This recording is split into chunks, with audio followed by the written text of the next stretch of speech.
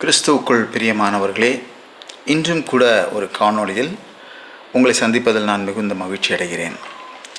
வெற்றியின் ரகசியம் என்ற தலைப்பில் நாம் பேசி வருகிறோம். இந்த நாளில் கூட வெற்றியின் ரகசியமாக நாம் கருதுவது தேவனுக்கு முதல் இடத்தை நாம் கொடுக்க வேண்டும். இது வெற்றியின் ரகசியத்தில் ஒன்றாகும். நாம் தேவனுக்கு முதலிடம் கொடுக்கும்போது நம் வாழ்க்கையிலே நாம் வெற்றியை காண்கிறோம்.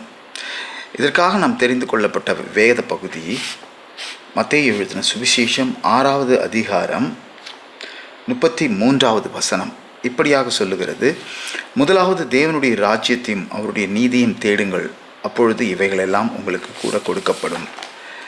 இது எல்லோருக்கும் தெரிந்த ஒரு வசனம். நம்முடைய வாழ்க்கையில் கூட நாம் உலகத்தாரை பார்க்கும்போது அவர்கள் அங்கும் இங்குமாக ஓடி அலைந்து கொண்டிருக்கிறார்கள். பொருட்செல்வத்தை தேடி தன் வாழ்க்கையில் ஒரு நிலையான இடத்தை அடைய வேண்டும், வெற்றியின் இலக்கை அடைய வேண்டும் என்று அவர்கள் ஓடிக்கொண்டிருக்கிறார்கள். ஆனால் ஊழியக்காரர்களாகிய நமக்கு தேவன் அளிக்கும் ஓர் வாக்குறுதி என்னவென்றால், நீங்கள் தேவனுக்கென்று தேவனை முதலிடமாக கொள்ளும்போது, அவருடைய ராஜ்யத்தை நம்முடைய வாழ்க்கையில் முதலிடமாக கொள்ளும்போது நமக்கு எல்லாவற்றையும் தேவன் கூட கொடுப்பார் என்ற ஒரு வாக்குறுதி. நம்முடைய வாழ்க்கையில் நாம் வெறும் தேவனுடைய ராஜ்யத்தில் நாம் ராஜ்யத்திற்கென்று நிற்கும்போது, ஒரு தலைவனாக, ஒரு படை தளபதியாக ஆண்டவருடைய ராஜ்யத்தில் நாம் நிற்கும்போது கர்த்தர் நம்முடைய தேவைகளை எல்லாம் அவர் பூர்த்தி செய்கிறார். அமெரிக்க படையிலே வேலை செய்கிற ஒரு இராணுவ வீரன் தன்னுடைய குடும்பத்தையும் தன்னுடைய காரியங்களையும் யார் பொறுப்பெடுத்து கொள்ளப் போகிறார் என்ற ஒரு கவலை அவனுக்கு இருக்காது. அதே போல் அமெரிக்க தேசத்திலிருந்து ஒருவேளை இந்தியாவிற்கு ஒரு தூதரை அனுப்புகிறார்கள் என்று வைத்துக்கொள்வோம். அவர் அமெரிக்க பிரஜையாக இருக்கிறார். அவருக்கு ஊதியத்தை எந்த பணத்தை அவர்கள் தருவார்கள்? இந்திய ரூபாய் மதிப்பிலா தருவார்கள்? இல்லை. அவர்கள் அமெரிக்க டாலரில் அந்த தூதருக்கு, அமெரிக்க தேசத்திலிருந்து வந்த தூதருக்கு அவருக்கு அமெரிக்க டாலரில் அவருக்கு ஊதியத்தை வழங்குவார்கள். அதே போல்தான் நாமும் தேவனுடைய ராஜ்யத்தில் பங்குள்ளவர்களாக அவருக்கென்று ஊழியம் செய்யும்போது தேவன் தன்னுடைய ராஜ்யத்தின் மகிமையின் ஐஸ்வர்யத்தின்படி நமக்கு அவர் தந்தருளுவார். எல்லாவற்றையும் கூட கொடுப்பார். நீங்கள் எதிர்பாராத எல்லாவற்றையும் தேவன் நமக்கு தருவார். நம்முடைய மடியில் அழுங்கி குலுங்கி சரியும் அளவுக்கு தேவன் நம்மை ஆசீர்வதிக்க அவர் வல்லவராக இருக்கிறார். அவர் ஐஸ்வர்யத்தில் வல்லவர். அவர் தான் எல்லாவற்றையும் படைத்த, அந்த பூமியில் இருக்கிற எல்லா ஐஸ்வர்யங்களையும் படைத்தவர் தேவன். இது எல்லாம் பொன்னும் வெள்ளியும் எல்லாம் ஆண்டவருக்குரியது. நம்முடைய ஆண்டவருக்குரிய ராஜ்யத்திற்கு நாம் முதலிடம் கொடுக்கும்போது ஆண்டவர் ஒரு வாக்கு கொடுக்கிறார்: உனக்கு எல்லாம் கூட கொடுக்கப்படும். நான் அநேகருக்கு நான் சொல்லுகிறது என்றால், நீங்கள் தேவனுக்கு முதலிடம் கொடுங்கள். தேவனுக்கென்று முதலிடம் கொடுக்கும்போது உங்கள் வாழ்க்கை ஆசீர்வதிக்கப்படும். நீங்கள் வெற்றி அடைவீர்கள்.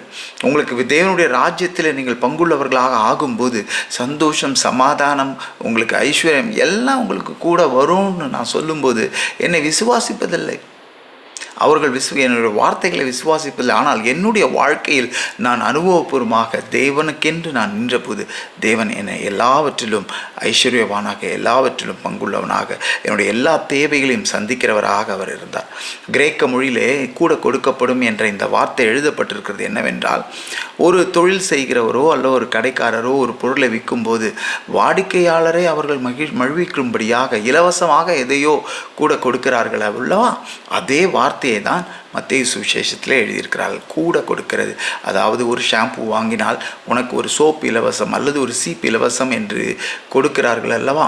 கூட கொடுக்கப்படும் என்று மற்ற காரியங்களை ஆண்டவர் இலவசமாக நமக்கு, நம் தேவ ராஜ்யத்திற்கென்று நாம் இருக்கும்போது இலவசமாக அவைகள் எல்லாம் கூட கொடுக்கப்படும் என்று ஆண்டவர் நமக்கு வாக்கு கொடுக்கிறார்.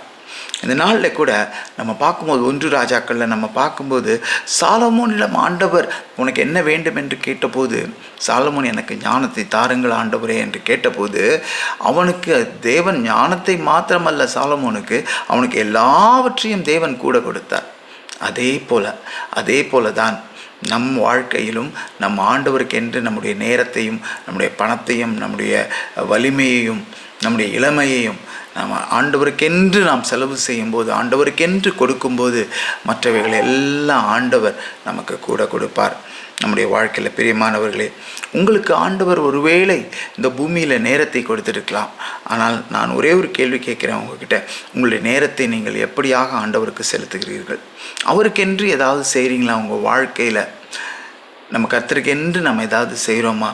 இப்போ இந்த சுயநலமாக இருக்கிற இந்த பூமியில் மற்றவர்களுக்கென்று, தேவனுடைய ராஜ்யத்திற்கென்று நாம் ஏதாவது செய்ய நம்ம பிரயோஜனப்படுகிறோமா, பிரயாசப்படுகிறோமா என்று நாம் யோசித்து பார்க்க வேண்டும்.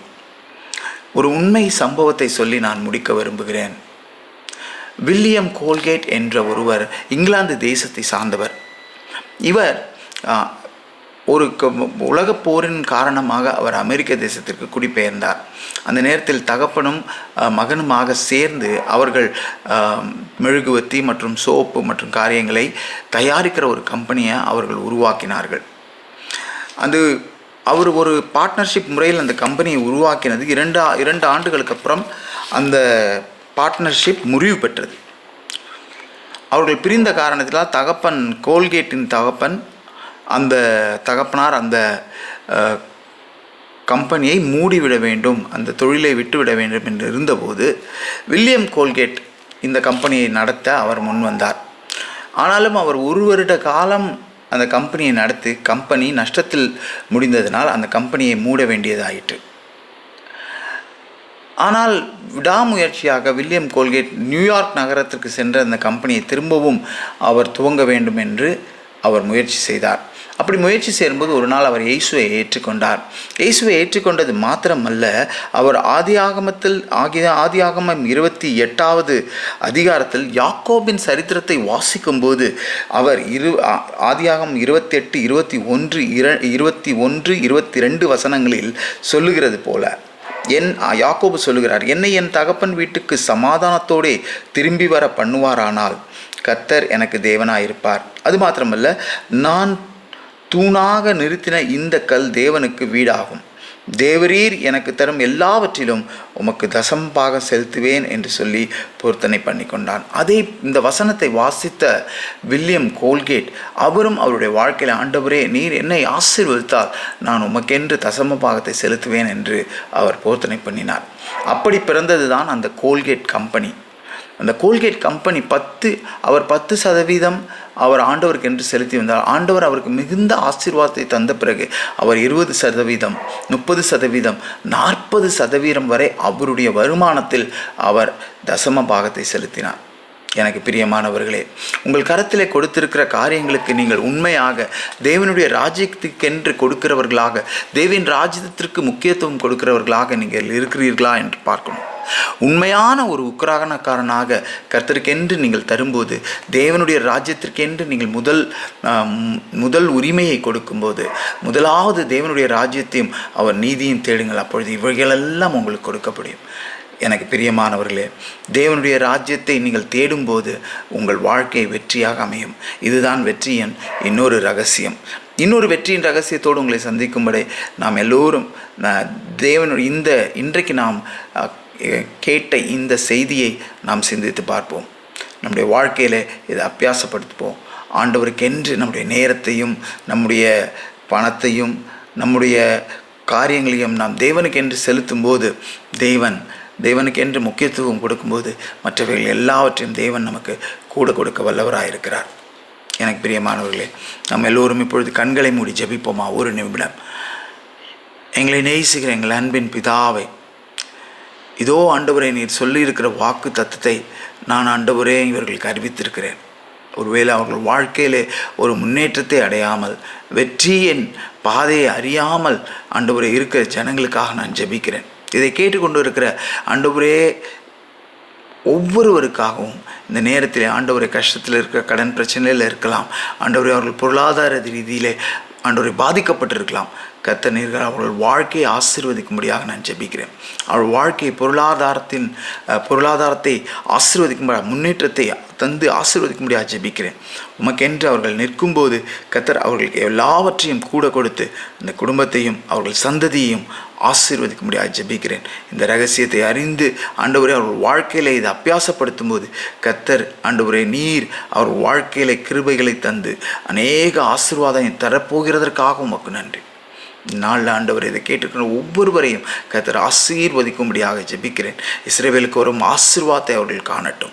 இயேசுவின் நாமத்தில் ஜெபிக்கிறேன் நல்ல பிதாவே, ஆமென்.